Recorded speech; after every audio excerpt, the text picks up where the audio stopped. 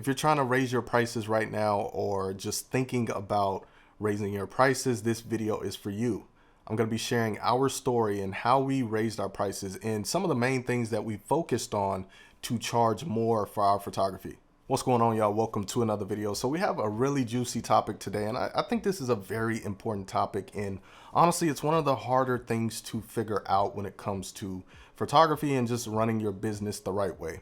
All right, so the first thing I want to discuss is our journey when it comes to pricing. So when we first started our business, we didn't know a lot of things, and we just kind of, to be honest, guessed and threw a lot of stuff together. We were just trying to figure it out. That's how most people are when they're just starting out. So when it came to pricing, we started out low, and that was because we didn't have the confidence, we didn't know what to charge, and we were really just trying to get our foot in the door and get things rolling. And we knew to do that, at least what we were thinking at that point, is we needed to charge a super low rate.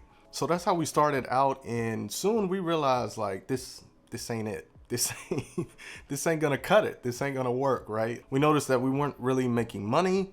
We were dealing with, like trouble clients and clients that, were just giving us problems, and we were having to shoot a lot of sessions. And, that was the point of starting the business. We didn't want to be crazy busy, right? And we actually wanted to make money, right? Let's be real. Most people start a business because they want to make money. So that's what we were trying to do. And at that price point, that wasn't working for us. So we realized, like, hey, we need to charge more if we want to do this the right way and do this for a long time. So the way me and my wife went about this is we started to slowly increase our prices. Now, there's some information out there about this stuff, like, if you should slowly raise your prices or if you should make a big jump. And I think this is a common question that people have, like, what do I do? So we went the route of making small jumps. Now, we did this because, once again, we weren't really confident, right? We didn't have a lot of work to show. So we were in that building stage. So we didn't want to just charge a crazy amount. We didn't even feel like we could, because we weren't actually that good at photography at that point. And we just didn't have the knowledge behind us to, charge a very expensive amount. So for us, the safe route was to just make small jumps in our pricing. Now, I think this is smart. Some people may disagree with me. If you disagree, leave your thoughts in the comment sections. It's okay to disagree with me.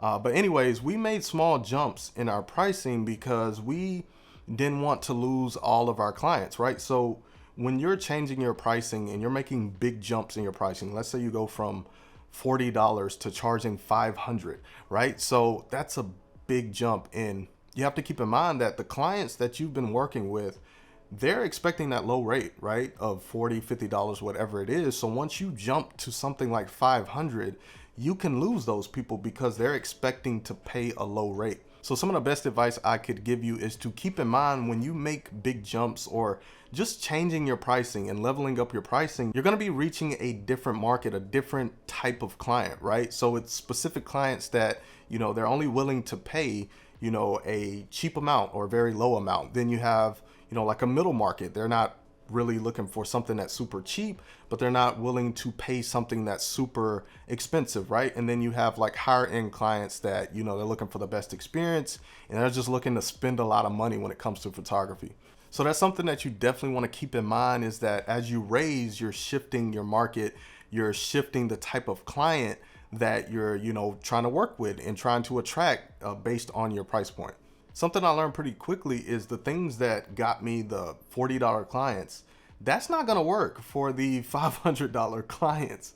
And I don't think a lot of people realize that. And I see, like in a lot of Facebook groups and things like that, of people saying, just raise your prices, right? But you have to keep in mind what comes with that. So the things that worked before is probably not going to work if you make these big jumps, or just look at it like you're going to have to change your marketing strategy if you went from a $50 client to, a client that has to pay $1,000 for photography. So definitely keep that in mind, and, think about your marketing and how you're going to reach this different clientele based on the price jump that you're making.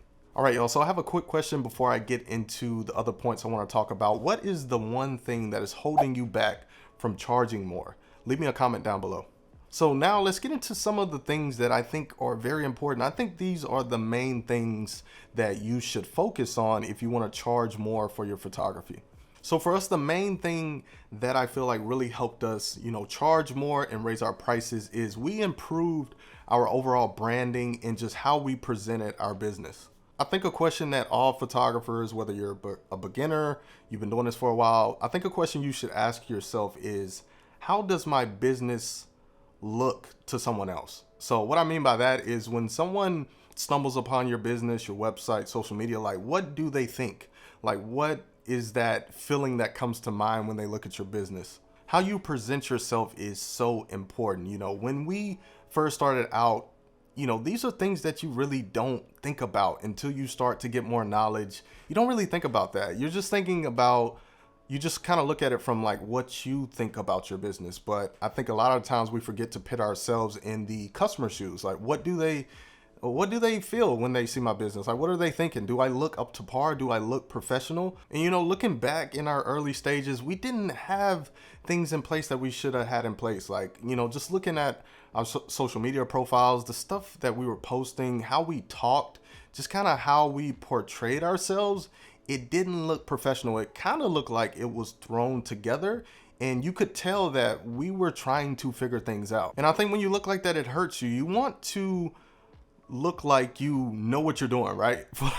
That's the main thing. You want to look like you know what you're doing. You want to look professional. People want to work with businesses that look like they know what they're doing and that they, you know, they have a professional look about them. I'm not saying that you have to be super professional, but you have to take into account that you are a business and you need to run your business like a professional business, right? If you want clients and you want to make more money. So really take an honest look at your business, you know, really pick apart your website, your branding photos of yourself, your social media accounts. Think about what you're communicating on these things. Think about the things that you post to these things and just how you have these things set up. Does it look professional? And would this be a business that someone wants to work with and invest a lot of money in these types of services because of how this business is set up and looks? All right, so moving on to my last point that I want to cover, and you may think this is basic or whatever, but I think it's a big deal, and you really have to have this. And what that is you need to have confidence